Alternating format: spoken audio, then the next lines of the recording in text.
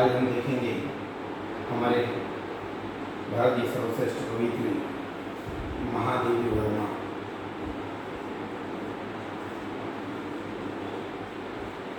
वर्मा जी का साहित्य। महादेवी वर्मा हमारे देश के सभी को परिचित ऐसी कवियत्री है जिसको सब लोग बहुत अच्छी तरीके से जानते पहचानते हैं। उस कवियत्री को लेकर हम लोग आज अध्ययन करेंगे। भारत की हिंदी साहित्य में छायावादी काल के प्रमुख 4 स्तंभों में से एक महादेवी वर्मा का नाम आता है।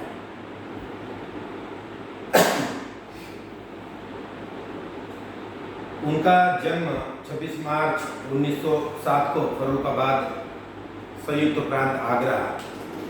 जन्म 26 मार्च 1907। जन्म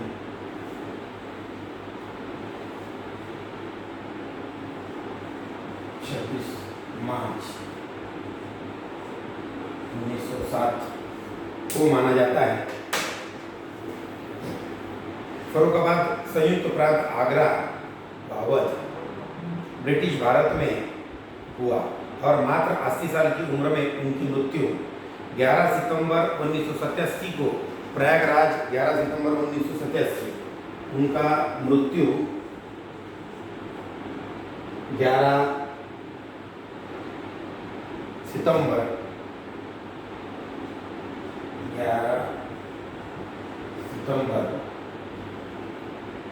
1987 को उम्र के 80 साल में हुआ। प्रयागराज उत्तर प्रदेश में हुआ। आज हम इनके संपूर्ण जीवन परिचय के बारे में कुछ बातें देखने जा रहे हैं। उनका नाम महादेवी वर्मा के नाम से हम लोग जानते हैं। जन्मतिथि जो मैंने अभी आपको बताई 26 मार्च 1907 अयोध्या नगरी में अर्थात इसी भारत देश में अयोध्या में उनका जन्म हुआ। मृत्यु का समय और स्थान यह माना जाता है कि उनका मृत्यु 11 सितंबर 1987 में प्रयागराज उत्तर प्रदेश में हुआ और उनका पेशा जो था तो वो उनका प्रोफेशन जिसे हम कहेंगे तो वह एक अच्छी उपन्यासकार, कथाकार, लघु कथाकार, लेखिका, कवयित्री इसके नाम से हम लोग जानते हैं। उनके पति का नाम था डॉक्टर स्वरूप नारायण वर्मा। महादेवी वर्मा को जो पुरस्कार और सम्मान मिले उनमें 1956 में पद्म भूषण पुरस्कार से उन्हें सम्मानित किया गया। उसके बाद 1982 में ज्ञानपीठ पुरस्कार से उन्हें सम्मानित किया गया। उसके बाद 1988 में पद्म विभूषण अवार्ड से सम्मानित किया गया। ऐसे कई सारे अवार्ड भी महादेवी वर्मा के नाम लिखित है। माता पिता का नाम महादेवी वर्मा जी के माता पिता का नाम हमें ये ज्ञात होता है जो हमारे सामने आता है। उनके माता का नाम हेमरानी देवी कहा जाता है और पिता का नाम श्री गोविंद प्रसाद वर्मा इस नाम से जाना जाता है।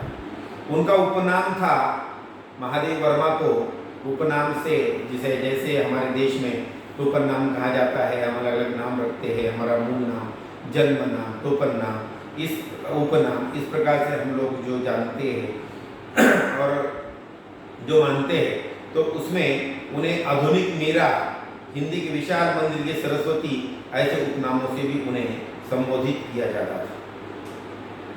उनको लेकर महादेवी वर्मा को लेकर उनका प्रारंभिक जीवन हम इस तरीके से देखेंगे कि महादेवी वर्मा एक ऐसी कवयित्री है जिन्होंने भारत के गुलामी और आज़ादी दोनों के दिन देखकर साहित्यिक रचनाएं की। इनके परिवार में पहले कई पीढ़ियों से लड़कियां नहीं हुई थी। इस कारण जब ये पैदा हुई तो इनके दादाजी बाबा बाबू बाके बिहारी जी ने इनको घर के देवी मानते हुए इनका नाम महादेवी ऐसे रख दिया। महादेव वर्मा के पिताजी गोविंद प्रसाद वर्मा भागलपुर जिले के एक महाविद्यालय में प्राध्यापक के रूप में काम किया करते थे। वह एक अच्छे नामवंत प्राध्यापक थे, अर्थात वो एक प्रोफेसर थे। उनकी माताजी हिंदू धर्म के सिंहासनासीन भगवान जी की पूजा अर्चना किया करती थी। इनका संपूर्ण परिवार रामायण गीता का पाठ किया करता था, अर्थात इनका पूरा परिवार अध्यात्म से जुड़ा हुआ था। आध्यात्मिक रूप में ये लोग काम करते थे। पिताजी प्रोफेसर होने के बावजूद वह अध्यात्म से जुड़े हुए थे और अध्यात्म ही उनके परिवार का बेस था। हिंदी साहित्य के अपने जीवन काल में छायावादी युग को अपने अनुसार डाल और उस युग में इनके साथी सुमित्रानंदन पंत और निराला जी को इन्होंने अपना भाई माना और उनको राखी भी बांधी। राखी का महत्व हमारे देश में हम लोग जानते हैं। चाहे राखी का इतिहास जो भी हो, राखी के इतिहास को भले ही हम लोग पूरी तरह से नहीं जान पाए, लेकिन हमारे देश में इस संस्कार, इस संस्कृति को बहुत अच्छी तरीके से माना जाता है। और निराला जी को, सुमित्रानंदन पंत को इन्होंने, महादेवी वर्मा ने अपना भाई माना था, इसलिए उन्हें वो राखी भी बांधा करती थी। महादेवी वर्मा ने अपनी प्रारंभिक शिक्षा, जिसको हम प्राइमरी शिक्षा कहेंगे, मिशन स्कूल इंदौर से की और इन्होंने चित्रकला, संस्कृत, अंग्रेजी की पढ़ाई घर पर रहकर ही की। विवाह के कारण महादेवी वर्मा की शिक्षा में थोड़ी रुकावट आई, लेकिन विवाह के बाद उन्होंने क्रास्टवेट कॉलेज प्रयागराज में दाखिला लिया और हॉस्टल में ही रहने लगी। इन्होंने 1921 में 8वीं बोर्ड, 1925 में 12वीं कक्षा पास की और 1932 में इन्होंने प्रयागराज विश्वविद्यालय से एमए किया। उनके जो पढ़ाई का कार्यकाल जो हम लोग मानते हैं, तो उन्होंने 8वीं की परीक्षा 1921 में दी। 1925 में वह 12वीं की कक्षा पास हुई और 1932 में इन्होंने एमए की डिग्री हासिल की। इनके 2 कविता संग्रह रश्मि और विहार इस उम्र में प्रकाशित हो चुके थे। पढ़ाई के वक्त में ही उन्होंने लिखना शुरू किया और इनके जो 2 कविता संग्रह है, वो 2 कविता संग्रह उस उम्र में उनके प्रकाशित हो चुके थे। उनके विद्यालय में इनकी मित्र मोहन कवयित्री सुभद्रा कुमारी चौहान ने इनको बहुत प्रभावित किया और इनको आगे बढ़ने में इनका बहन की तरह साथ दिया। जैसे हमें कुछ लिखने में, हमें कुछ आगे बढ़ने में, हमें बढ़ाने में कोई ना कोई हमें, जैसे हम गॉडफादर कहते हैं, ऐसा ही हम इन्हें कहेंगे कि कवयित्री सुभद्रा कुमारी चौहान तो इन्होंने अपनी बहन के रूप में माना था। सुभद्रा कुमारी चौहान का इन्हें अच्छा सपोर्ट मिला, इनका अच्छा मार्गदर्शन मिला और उनके सपोर्ट और मार्गदर्शन के कारण इन्होंने यह बहुत सुभद्रा कुमारी चौहान से प्रभावित हुई थी। महादेवी वर्मा का विवाह 1916 में नवाबगंज कस्बे के स्वरूप नारायण वर्मा से कर दिया गया। लेकिन उस समय स्वरूप नारायण जी 10वीं कक्षा में थे और महादेवी वर्मा उस समय छात्रावास में रहती थी। इस कारण इनके बीच जो संबंध था वह मधुर बना रहा और कभी कभी यह पत्रों से आपस में बातचीत भी किया करते थे। इनके पति की मृत्यु 1966 में हुई। इसके बाद यह इलाहाबाद में ही रहने लगे। महादेवी वर्मा का काल, अर्थात आप लोग जानते हैं कि स्वतंत्रता काल के आसपास का यह महादेवी वर्मा का काल स्वतंत्रता पूर्व का काल माना जाता है। और उस वक्त में हमें पता है, आप लोग भी अच्छी तरीके से जानते हैं कि मोबाइल का, फोन का कोई चलन उस वक्त में नहीं था। आम आदमी के पास कोई फोन या कोई ट्रंक कॉल नहीं हुआ करता था। इसलिए एक दूसरे से अगर हमें संपर्क करना है, एक दूसरे से हमें बातचीत करनी है, एक दूसरे को हमें हमारा संदेशा अगर पहुंचाना है, तो हम पत्र के माध्यम से, हम पत्र के जरिए से वह संदेशा वहां तक पहुंचाया करते थे। क्योंकि पत्र छोड़कर दूसरा कोई माध्यम ही उस वक्त में हमारे पास नहीं था। इसलिए जब उनकी सगाई की बातचीत वर्मा जी के साथ हुई, तब उनके साथ जब वो दोनों भी पढ़ रहे थे, उस वक्त में उनका जो संपर्क बना रहा, वह कई पत्रों के कारण उनका संपर्क बना रहा और उनके बहुत ही मधुर संबंध उस पत्र के कारण बने रहे।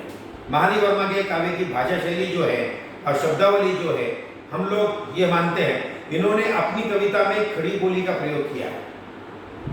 इन्होंने अपनी पूरी कविताओं में खड़ी बोली का प्रयोग किया है और इतनी कोमलता से कि वे पहले ब्रज भाषा में ही किया गया, लेकिन इन्होंने खड़ी बोली को चुना। इनके काव्य में संस्कृत से पड़ी होने के कारण संस्कृत के शब्दों का प्रयोग भी मिलता है और इन्होंने बंगला भाषा से भी अपना जुड़ाव दिखाया। महादेव वर्मा का काव्य गीति काव्य है। उनके काव्य में दो सहेलियां प्रमुखत चित्र शैली, प्रगति शैली है।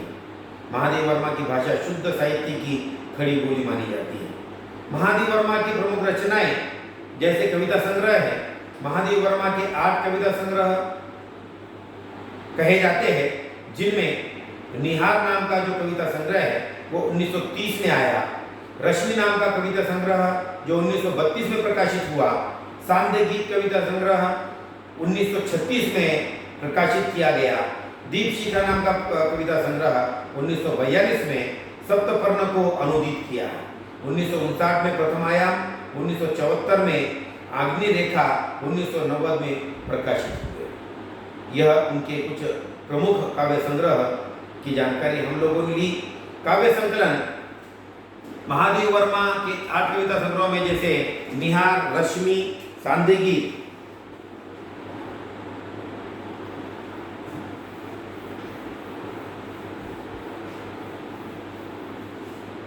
महादेव वर्मा के कविता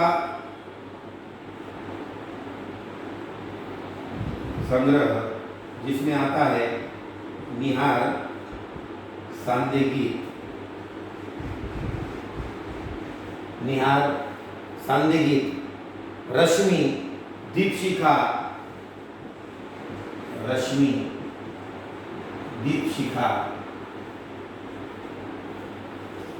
तथा सप्तपर्णा, अग्निरेखा, सप्तपर्णा, अग्निरेखा, अग्निरेखा, यह कुछ प्रमुख कविता संग्रह महादेव वर्मा के भी हमारे सामने आते हैं। उसके साथ उनका काव्य संकलन जो है महादेव वर्मा देवी जी का 10 से ज्यादा काव्य संकलन प्रकाशित किए हुए हैं, जिनमें से निम्न हम लोग यहाँ पर देखेंगे। जिनमें से प्रथम आता है आत्मिका, निरंतरा, परिक्रमा, संधिनी, 1965 में आया। उसके साथ यामा नाम का जो कविता संग्रह है वो 1936 में, गीत पर्व, दीप गीत, स्मारिका और हिमालय, यह भी काव्य संग्रह उनके बहुत ही नामचीन और उल्लेखनीय माने जाते हैं।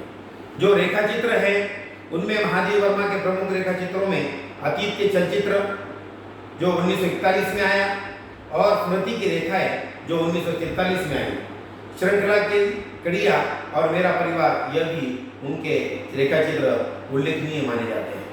उनकी जो संस्मरण है उनके साहित्य में महादेव वर्मा ने 1956 में पद का साथी और 1972 में मेरा परिवार स्मृति चित्रण किया।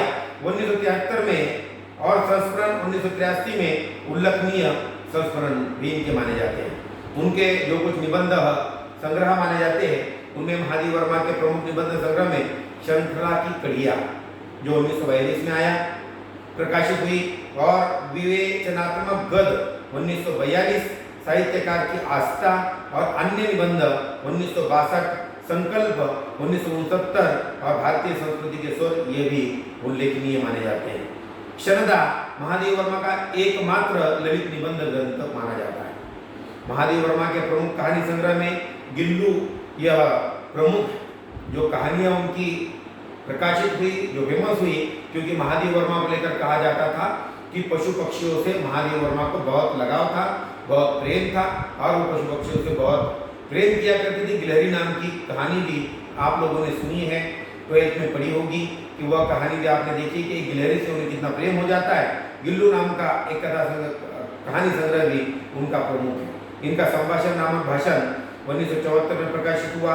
महादेव वर्मा की कविता संग्रह जो है ये प्रमुख कविता संग्रह में ठाकुर जी भोले है और आज खरीदेंगे हम ज्वाला प्रमुख है। महादेव वर्मा को मिली प्रमुख पुरस्कार और सम्मान। महादेव वर्मा को उस समय में जो प्रमुख पुरस्कार मिले, जो सम्मान मिले, उनमें कुछ प्रमुख इस तरह माने जाते हैं। 1943 में मंगला प्रसाद पारितोषिक भारती के लिए मिला। उसके साथ महादेव वर्मा को 1952 में उत्तर प्रदेश विधान परिषद के लिए मनोनीत भी किया गया। विधान परिषद सदस्य के रूप में भी महादेव वर्मा 1952 में स्वतंत्रता के बाद वह विधान परिषद में भी काम कर चुकी है। 1956 में भारत सरकार ने साहित्य की सेवा के लिए इन्हें पद्म भूषण से भी विभूषित किया गया। महादेव वर्मा को मरणोपरांत 1988 में पद्म विभूषण पुरस्कार दिया गया।